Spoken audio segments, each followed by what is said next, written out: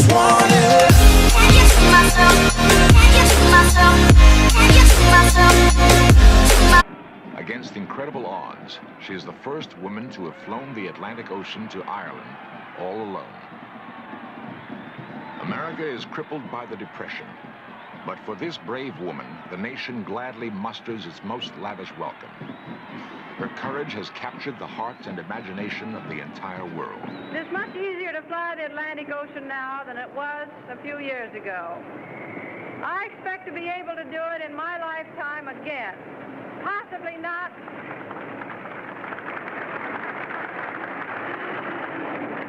Possibly not as a solo expedition, but in regular transatlantic service, which is inevitable in our lifetime. Her skill and courage are established, but Amelia Earhart delights in the challenge of new accomplishment. She sets an altitude record in an autogyro.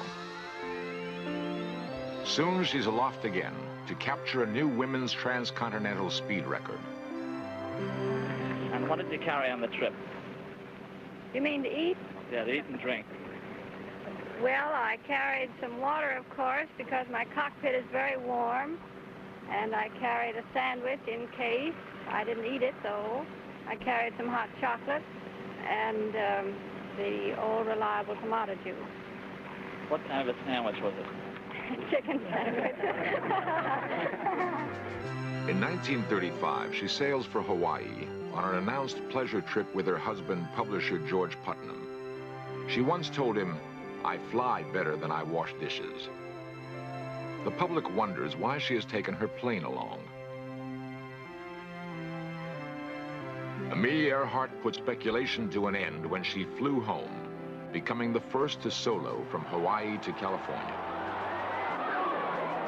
Even now, she's thinking of another great adventure. Soon, she announces her plans for a flight around the world. Contemplated course covers about 27,000 miles. It will be the first flight, if successful, which approximates the equator. The plane I'm using on the proposed flight is a transport plane. It is for Lockheed Electra, normally carrying 10 passengers and 2 pilots.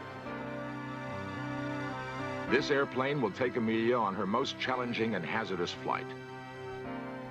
Several days before departure, she tells her husband and the public just why she will do it. Well, GP, you know it's because I want to. To a husband, that has a fairly familiar sound. But aside from that, you expect to accomplish something for aviation, do you not? Well, yes, I do. And if the flight's successful, I hope it will increase women's interest in flying. If so, it will be worthwhile as far as I'm concerned. Well, how about taking me along? Well, of course, I think a great deal of you, but 180 pounds of gasoline on a flight perhaps might be a little more valuable. You mean you prefer 180 pounds of gasoline to 180 pounds of husband? I think you guessed right. A rainy June morning, 1937. The final preparations are made.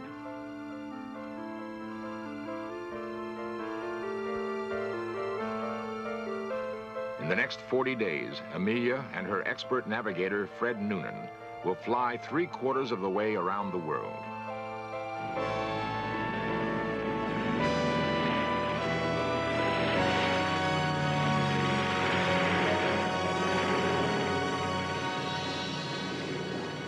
On the final leg of the flight, with little more than 7,000 miles to go, she will vanish over the mid-Pacific without a trace.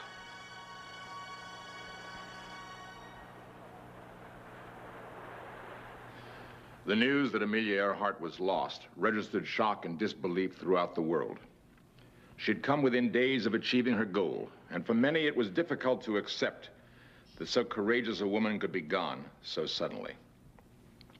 Almost immediately after her disappearance, the public imagination became fired with rumors and speculation that Amelia Earhart and her navigator, Fred Noonan, might be alive and well on an uncharted Pacific reef, that she may have been shot down by Japanese fighter planes and then captured, that perhaps she was actually on a top-secret spy mission for our government.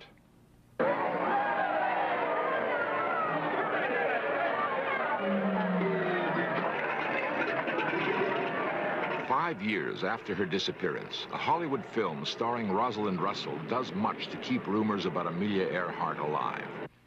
Miss Carter, we want you to do a job for us. A big job. So big that I've no hesitation in saying that the safety of our country may very well depend upon a successful outcome. Are you sure you want me? It's a job that can be only carried off by a woman who happens to be a world-renowned flyer and whose personality has caught on with the world. You land on that little speck right there, Gull Island. The top-secret mission calls for the lady flyer to deliberately ditch near a small Pacific island where food and provisions have been stored. But as far as the world knows, you're lost. There'll be a widespread search for you. Public opinion will demand it. That search will include the Japanese mandated islands. And Japan won't dare to interfere because we are looking for you, the world's greatest woman flyer.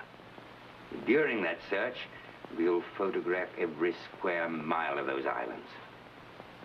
Then, when war comes, we'll be able to defend ourselves against attack and strike back at the nerve centers of their empire. Ladies and gentlemen, this afternoon, somewhere in the South Pacific, a brilliant flying career has probably ended. Tony Carter is definitely lost. There's been no report for hours. Her second attempt to overcome the hazards of a world flight has ended in disaster. Tony Carter lost somewhere in the South Pacific.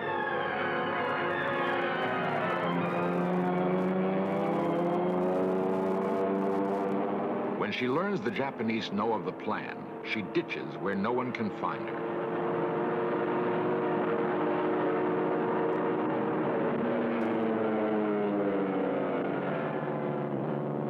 Questions about Amelia Earhart persist. Yet retired Air Force Major Joseph Jervis has devoted nearly 20 years of research to what he believes is the answer. The last flight was really a military flight.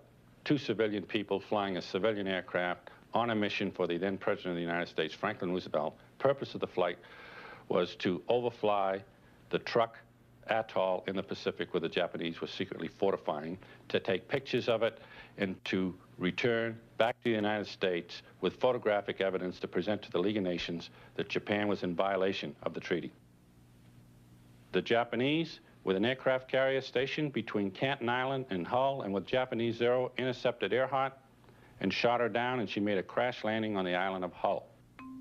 Major Jervis's belief that Amelia Earhart landed on Hull Island is based largely on his interpretation of civilian radio direction reports received during the Earhart flight. He also finds a photograph of Hull Island, which he believes shows a Japanese flag near the wreckage of Amelia Earhart's aircraft. From a former Japanese soldier, Ramon Cabrera, Jervis learns that in 1937, a woman pilot was interrogated by this Japanese officer and then taken captive to Japan.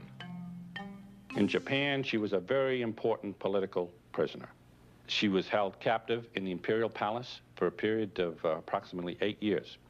At the close of World War II, 2 weeks before MacArthur occupied Japan, Jacqueline Cochran and a group of people went in there and secretly removed Amelia Earhart out of Japan before the occupation, disguised as a nun. They brought her to this country. She took on a new identity, new occupation, has spent time living in Jamesburg, New Jersey, at a place called Leisure World, and also has spent time abroad being involved in foreign radio broadcasts, particularly in the area of Luxembourg. I have been studying Amelia Earhart for 17 years. I have over 1,000 photographs of her from the time she was a baby to her time in elementary and high school and all the other things that she did. I know more about her than I know about my mother.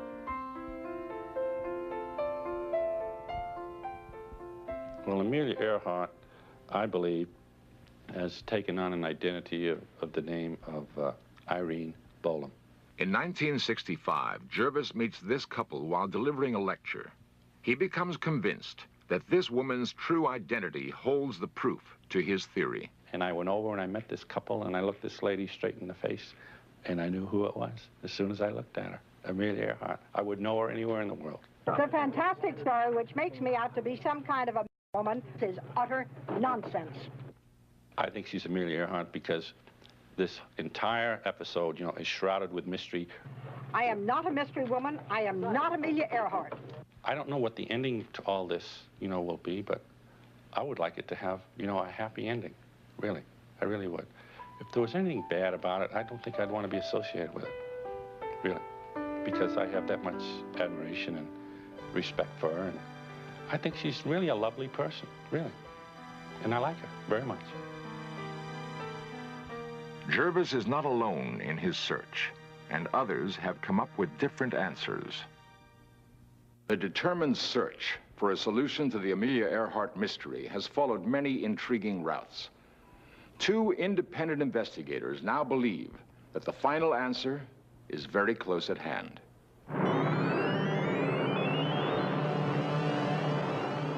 The Pacific leg of Earhart's last flight is by far the longest and most dangerous. Her first destination is a refueling stop at Howland Island.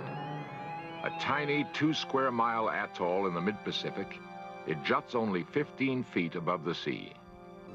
The Coast Guard cutter Itasca stands off Howland to provide Earhart with radio assistance.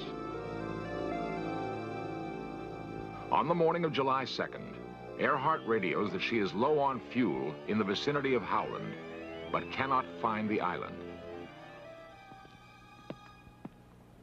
A world record-holding pilot and navigator, Captain Elgin Long has carefully studied a wealth of detailed information about Amelia Earhart's last flight. He has analyzed such things as the fuel consumption of Earhart's plane, the strength of radio signals received by the cutter Itasca, and the effect on the flight of crosswinds, which Earhart did not even know were there. With this data, Captain Long has reconstructed a sophisticated navigational model of Amelia Earhart's final flight. Actually, I think everything went smooth in the flight. All indications are up until they reported over Howland Island at 7:42. At that time, they said, we should be on you, but we cannot see you. In other words, they thought they were at Howland. They didn't know anything was wrong up until then. Now, I can't find, the evidence doesn't indicate any single mistake that anyone made that caused them to miss the island, which they obviously did. Rather, it's a series of small errors that compounded themselves, and unfortunately all in the same direction, which caused it all to happen, and indeed they did miss the island. And of course, once they couldn't find the island, they searched for it for over an hour and ran out of fuel, and their fuel was exhausted, and then were forced to ditch the airplane into the sea. In the movie, Flight for Freedom, the end was depicted this way.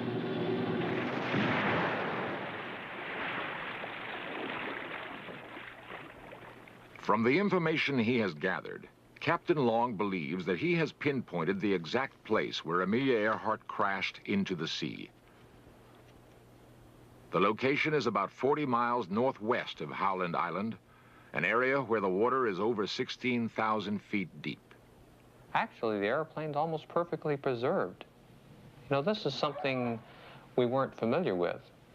Just a few years ago, of course, we didn't know anything about the deep abyss. But now, we know that things are preserved in deep water.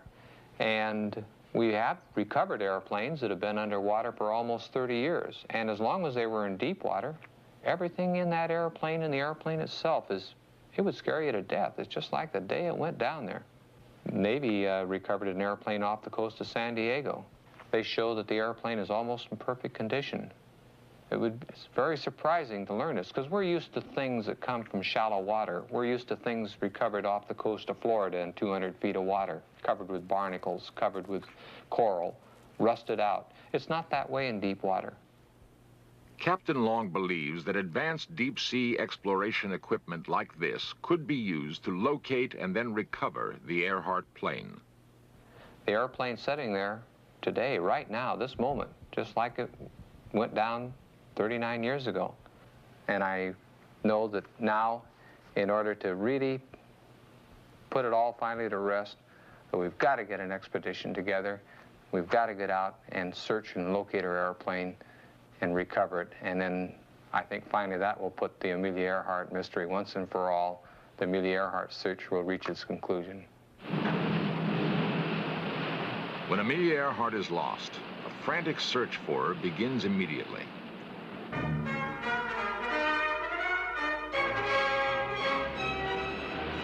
It is the largest naval sea hunt of its kind in history. 63 planes scout the Pacific.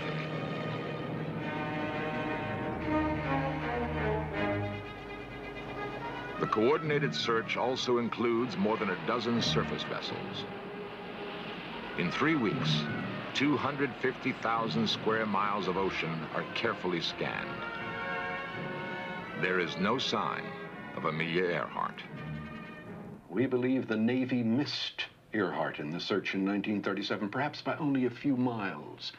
Radio messages were received after the disappearance by amateur radio operators along the west coast of the United States, and they were also received by Navy radio stations. If we'd looked in the right area in 1937, Amelia might be with us today.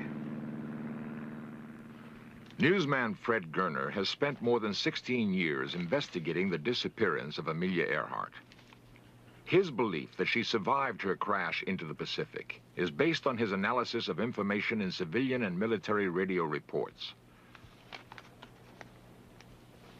These reports were painstakingly uncovered by Gerner during several research trips to Washington. Gerner's persistent detective work, however, did not begin in Washington, D.C. Began in 1960 with CBS. I was a correspondent here in San Francisco. And we received information that there was a possibility that Amelia Earhart might have reached Saipan in the Western Marianas. And I was sent by CBS News to Saipan to find out if there was supporting information. Saipan Island is nearly 1,500 miles northwest of Earhart's destination at Howland Island. Yet Jesus Salas, a Saipanese farmer, recalls an incident in the Garapan prison on Saipan. In 1937, while a prisoner of the occupying Japanese army, Salas sees a white woman in the cell next to him. She is held there for several hours. Prison guards tell Salas that she is a captured American pilot. Salas never sees her again. Jose Pangellan, a grocer on Saipan, remembers seeing a white woman on the second floor of a compound hotel several times. He hears that she is a captured pilot and spy. These native Saipanese, Joaquin Seaman and Ben Salas, tell Gerner of hearing that an American woman was buried in this cemetery sometime in 1937. Gerner excavates several grave sites, but finds no proof. The strongest evidence to me is the eyewitness reports on the island of Saipan. To me, it is inconceivable that these people were not telling the truth, and it is inconceivable to me that anyone else answering those descriptions was on that island at that time. Later, Gerner finds Japanese newspaper articles from the time of Earhart's disappearance. One reports that Amelia Earhart was picked up by a Japanese fishing boat. Gerner also learns of secret government documents which he believes can prove the Japanese capture of Amelia Earhart. It is my belief that Amelia landed on a small reef area between Howland Island and Canton in the Northern Phoenix Group, was picked up after our search by the Japanese, taken to Saipan. She died in Japanese custody, and the proof of her Japanese custody is contained in records of the Counterintelligence Corps captured from the Japanese at the end of World War II. Those records are today classified in Washington. They are records, supposedly, of Japanese interrogation of Earhart, and I think that a final answer to the mystery is going to be written. Alas, Amelia Earhart is not alive and well and living in New Jersey. I wish that she were. In at least some sense, Amelia Earhart is alive. For in the memory of her courage, her passion, her dedication to an ideal, she still touches many of us.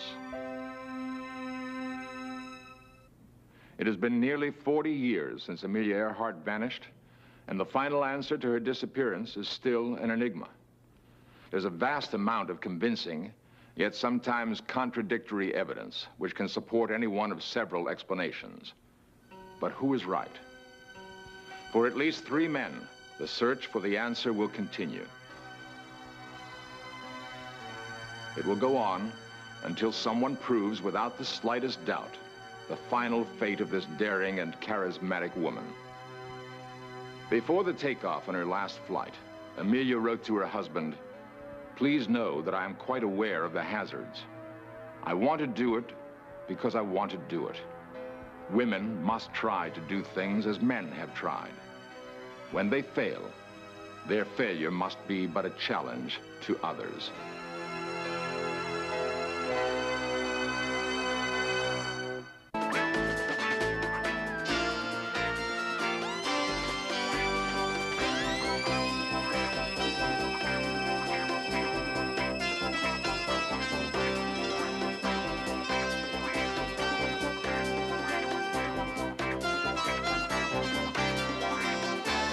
Because I want to. To a husband, that has a fairly familiar sound. But aside from that, you expect to accomplish something for aviation, do you not? Well, yes, I do. And if the flight's successful, I hope it will increase women's interest in flying. If so, it will be worthwhile as far as I'm concerned. Well, how about taking me along? Well, of course, I think a great deal of you, but 180 pounds of gasoline on a flight perhaps might be a little more valuable. You mean you prefer 180 pounds of gasoline to 180 pounds of husband? Even now, she's thinking of another great adventure. Soon, she announces her plans for a flight around the world. Contemplated course covers about 27,000 miles. It will be the first flight, if successful, which approximates the equator. The plane I'm using on the proposed flight is a transport plane. It is for Lockheed Electra, normally carrying 10 passengers and 2 pilots. This airplane will take Amelia on her most challenging and hazardous flight. Several days before departure, she tells her husband and the public just why she will do it. Well, GP, you know, possibly not as a solo expedition, but in regular transatlantic service, which is inevitable in our lifetime. Her skill and courage are established, but Amelia Earhart delights in the challenge of new accomplishment. She sets an altitude record in an autogyro. Soon she's aloft again to capture a new women's transcontinental speed record. And what did you carry on the trip? You mean to eat? Yeah, to eat and drink. Well, I carried some water, of course, because my cockpit is very warm, and I carried... I just want it. Can you see myself? Can you see myself? Can you see myself? Against incredible odds, she is the first woman to have flown the Atlantic Ocean to Ireland all alone. America is crippled by the Depression, but for this brave woman, the nation gladly musters its most lavish welcome. Her courage has captured the hearts and imagination of the entire world. It's much easier to fly the Atlantic Ocean now than it was a few years ago. I expect to be able to do it in my lifetime again. Possibly not. I made a sandwich in case. I didn't eat it, though. I carried some hot chocolate and the old reliable tomato juice. What kind of a sandwich was it? Chicken sandwich. In 1935, she sails for Hawaii on an announced pleasure trip with her husband, publisher George Putnam. She once told him, "I fly better than I wash dishes." The public wonders why she has taken her plane along. Amelia Earhart put speculation to an end when she flew home, becoming the first to solo from Hawaii to California.